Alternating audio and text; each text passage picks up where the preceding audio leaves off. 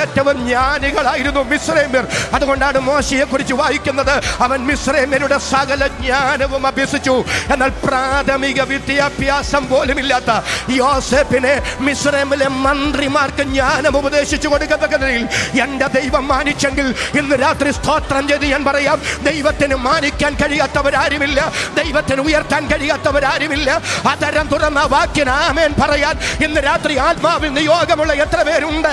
അവരുടെ കരമുയർത്തി, ശബ്ദമുയർത്തി ഈ രാത്രി ദൈവത്തിന് സ്തോത്രം ചെയ്യുക.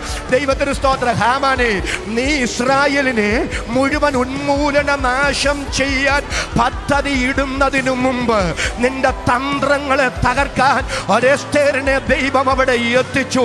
പരീക്ഷ വന്ന ശേഷമല്ല ദൈവം പരിഹാര മാർഗം ഒരുക്കുന്നത്, പരിഹാരം ഒരുക്കിയിട്ടാണ് എന്റെ ദൈവം പ്രതിസന്ധി അനുവദിച്ചതെങ്കിൽ അഭിഷക്തന്മാർ, ദൈവമക്കൾ, ഈ രാത്രി നിങ്ങൾക്കെതിരെ വീറോടെ വെല്ലുവിളിക്കുന്ന പൈശാചിക ശക്തികൾ എത്ര പ്രബലമെങ്കിലും ആത്മാവിൽ സടകുടഞ്ഞ് സ്തോത്രം ചെയ്തു പറ, ഈ പ്രതിസന്ധികളുടെ നടുവിൽ ഒരു പരിഹാരം ദൈവം കരുതിയിട്ടുണ്ട്.